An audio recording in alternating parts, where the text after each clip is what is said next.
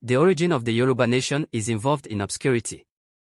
Like the early history of most nations, the commonly received accounts are for the most part purely legendary.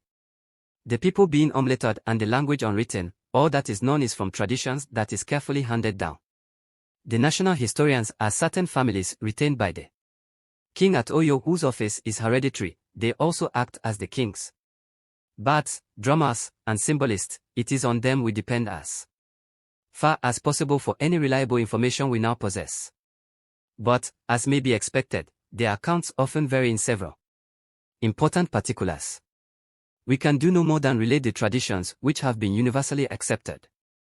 The Yorubas are said to have sprung from Lamarodu, one of the kings of Mecca whose offspring were Oduduwa, the ancestor of the Yorubas, the kings of Gogabiri and of the Kokowa, two tribes in the Hausa country. It is worthy of remark that these two nations, notwithstanding the lapse of time since their separation and in spite of the distance from each other of their respective localities, still have the same distinctive tribal marks on their faces, and Yoruba travelers are free amongst them and vice versa, each recognizing each other as of one blood.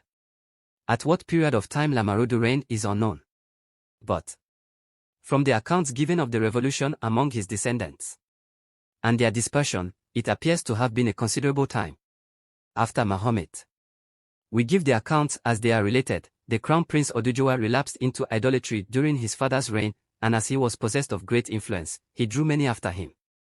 His purpose was to transform the state religion into paganism, and hence he converted the great mosque of the city into an idol temple, and this Asera, his priest, who was himself an image maker, studded with idols,